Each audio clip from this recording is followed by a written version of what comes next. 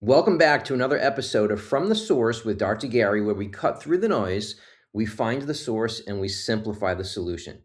If there's one system in our body that influences everything else, it's our nervous system. That's why this is pillar number one in the Source RX functional reset.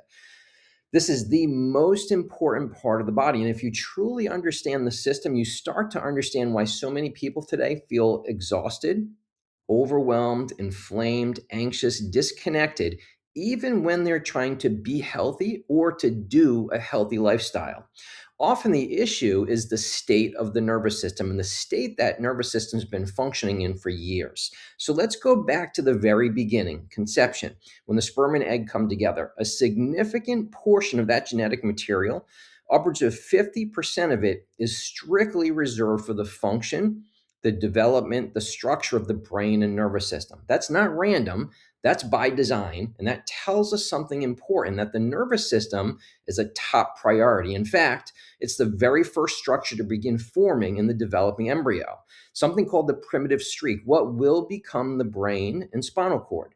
Okay, off of that spinal cord grow these little filaments of nerve fibers. They grow outward.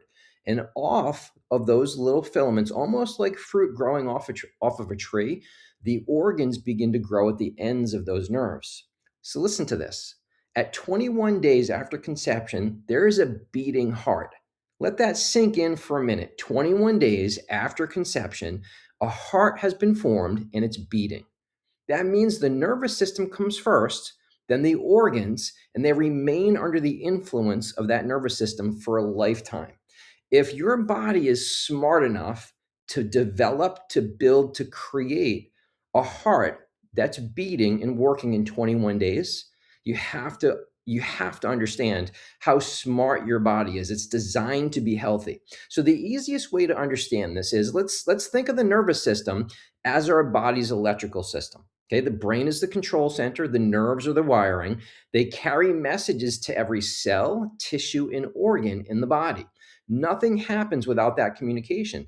So if the communication pathways are clear, the body functions the way that it's supposed to. It's resilient, it can heal, repair, and adapt.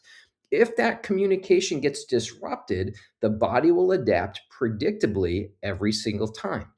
Because this nervous system is so delicate, it needs to be protected, right? The skull protects the brain.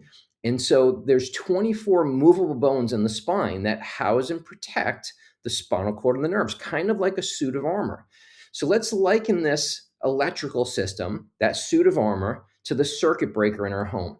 If there's too much stress on that system, there's a breaker that will trip. Power gets redirected or shut off to protect the whole system. Well, our spine works the same way. Stress accumulates, whether that stress is physical, whether it's emotional, whether it's chemical, even spiritual stress. Over time, that stress can interfere with the functions of the nervous system. It will cause a short circuit. Now, here's where it becomes real. If those circuits get overloaded, just like your electrical system, it will trip a breaker. And that breaker in our spine, one of the spinal bones becomes misaligned or subluxated, and it cuts off power to some part of the body or redirects it someplace else. That will affect and impact organ, system, tissue, endocrine, immune. All of your systems become disrupted there. Now, look, this isn't just philosophy. This is anatomy, it's physiology, and this is measurable. One of the best ways to assess how your nervous system is functioning is through something called heart rate variability, HRV. It measures the variation between each heartbeat, not just how fast your heart beats, but how adaptable your nervous system. And that's the key here. The greater the variability, the more resilient and adaptable the nervous system tends to be. So the lower that number is, that HRV number, the more the body is stuck in a stress mode. Remember, we've got two major portions of this autonomic nervous system. We've got our fight or flight response, and we have our rest and digest response. Okay. One's the gas pedal, one's the brake pedal. So when we're in constant state of stress, the body can stay stuck there. And today, a lot of people are living there because our modern day world is unnaturally stressful. Now, we can monitor this at home as well with devices like an Aura Ring that provides a strong picture over time. Even an Apple Watch can provide general insight into your HRV. Many chiropractic offices go even deeper, using tools like HRV testing infrared thermography and surface EMG to measure and assess the health and the integrity of the nervous system and to monitor that over time. Each of this gives us a different window into how the nervous system is functioning and adapting. So instead of guessing, we test, we measure, we track, we monitor over time. Let's talk about something that most people have never really understood: the concept of a subluxation. A subluxation is not just a bone out of place, right? Think of a subluxation to a chiropractor kind of like a cavity is to your dentist. So that subluxation, well, that causes a disruption in the function of that nervous system. It causes dis-ease or lack of ease and disharmony. So it's a disruption in the way the nervous system's functioning. Chiropractic care is focused on detecting and correcting these subluxations, allowing the body to return to normal function. It's not about cracking bones just to restore communication. It's to improve the tone of the nervous system. Chiropractic is really about the tone of the nervous system, not the bones. The bones just are an avenue of approach for us to influence the nervous system. Here's what's important to understand: a subluxation can be present without any pain at all. Now, we live in a pain driven culture, but the nervous system, the part of the nervous system that controls our perception of pain, is only about 6% of the nervous system. See, we've been conditioned from a very early age to think that if it doesn't hurt, it must be fine, or if I don't have any symptoms, I must be okay. We remember now from our definition of health previously, it's not merely the absence of disease or infirmity, right? It's about function, it's about physiology. So the nervous system can be disrupted by subluxation. You can have dysfunction without feeling it. And by the time you feel something, that process has often been there for a while. It's kind of, again, like having a cavity in your tooth. By the time you feel that cavity, it's already been there for a couple of years. So, waiting for pain or symptoms is not a reliable strategy for your health. So, these interferences, subluxations, can show up in different ways. So, when we look at the spine itself, there's something called the somatovisceral subluxation, meaning the spinal bone becomes misaligned. It compromises the nerve going to an organ. As a result of that, that organ has dis-ease, disharmony, dysfunction. Over time, that organ tends to get sick. We have symptoms. We might not have any back pain, though. Okay. In fact, there's a researcher, Henry Windsor, famous for something called the Windsor autopsies, where he went in and looked at the diseased organs that people died from, right? Heart, liver, lung, kidney, spleen, so on and so forth. And what he did was he took that diseased organ and the nerve that controlled it and traced it back to its origin in the spine. And in every single case, he found that that area of the spine was decayed or degenerated. It compromised the life source to that end organ. That organ became diseased and eventually diseased, and that was the cause of death.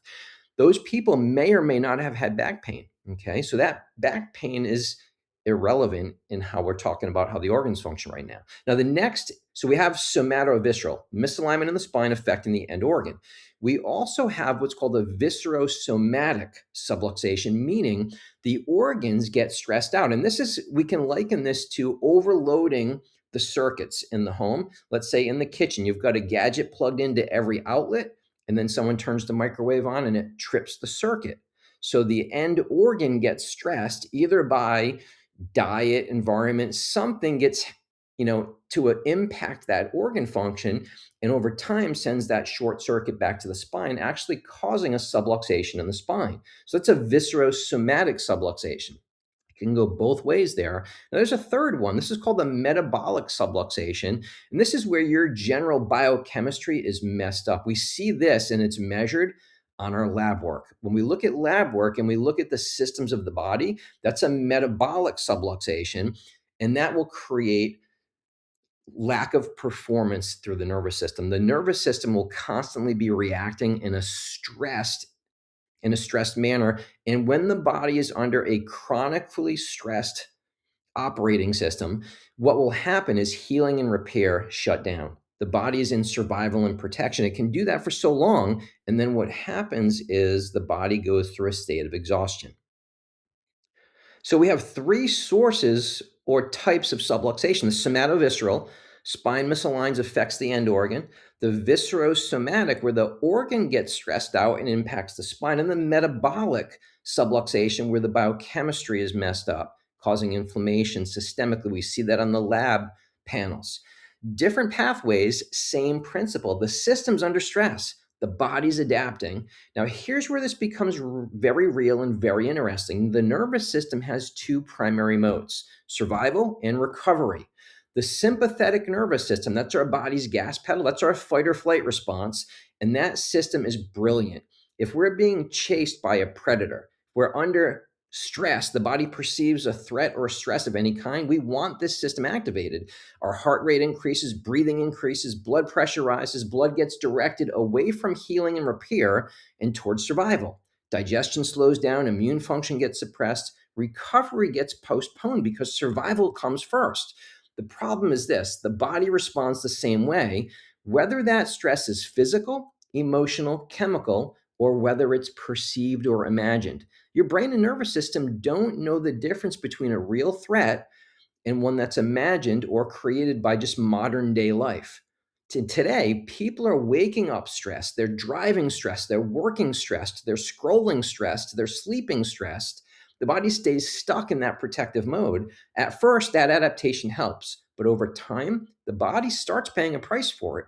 Blood pressure rises and stays elevated. Cholesterol rises and stays high. Triglycerides go up. Inflammation increases. Digestion weakens, recovery slows, hormones become disrupted because the body's no longer prioritizing healing, repair, growth, fertility, long term health. It's prioritizing survival. And you can only override the nervous system for so long before the body starts adapting in ways that you don't want. That's when people begin feeling exhausted, anxious, that wired but tired feeling, inflamed, burned out, and disconnected. And most people think this is just normal. Everybody goes through this. Just because something's common doesn't make it normal. It's not normal. It's the nervous system and it's overloaded. And when the body stays stuck in that stress mode, there's a chemical response happening. Stress hormones begin to rise, things like cortisol, adrenaline, norepinephrine. These are not bad hormones, they're survival hormones. The problem isn't activation, it's chronically having them activated because these hormones were designed for short bursts, not nonstop stimulation. And when cortisol stays elevated for too long, the body starts sacrificing long term health for short term survival. Sleep becomes disrupted. One of the most natural things that we can and should do every day becomes disrupted. The blood sugar becomes unstable. Inflammation increases. The body stores more fat. Digestion weakens, recovery slows, and eventually people begin feeling exhausted, overwhelmed, burned out, even while continuing to push harder. And this is where people become confused because they think, I'm tired, I must need more stimulation, more caffeine, more sugar, more pushing. But many times the body doesn't need more stimulation. It needs recovery, regulation. It needs moments where the nervous system can finally exhale. So we have to do things smarter, not harder. Now, let me simplify this. We've moved into a world of biohacking, more supplements, more gadgets, more strategies. But what if the answer is actually simpler? Because some of the things I'm about to mention, breathing, cold exposure, sauna, people call those biohacks, but they're not. They're foundational. They're about resiliency and adaptability for the nervous system. There's a difference between biohacking and returning to biological resiliency. We are designed to be healthy, strong, resilient, and adaptable. So these aren't hacks. They're signals that tell your nervous system that you can recover. You can regulate. Our modern world is unnaturally stressful. We're overstimulating ourselves, our brain, our nervous system with constant notifications, constant content, short form everything. There's a scene in the movie, the animated movie Wall-E, where people are sedentary. They're floating around on these little pods. They're constantly stimulated. They're being fed food and drink, ordering it up on a screen and it shows up in front of them. They're completely disconnected. We're not fully there yet, but we're moving in that direction. And the nervous system feels that because it responds to the environment that we live in. So the goal isn't more hacks, it's better quality input, balance, rhythm, simplicity. The nervous system thrives in rhythm. You don't need 10 new strategies. You need consistency with simple things. Move your body every day, breathe, get outside, watch a sunrise, watch a sunset, put your feet in the grass, in the dirt, in the sand, sweat a little bit, use cold exposure, use a sauna.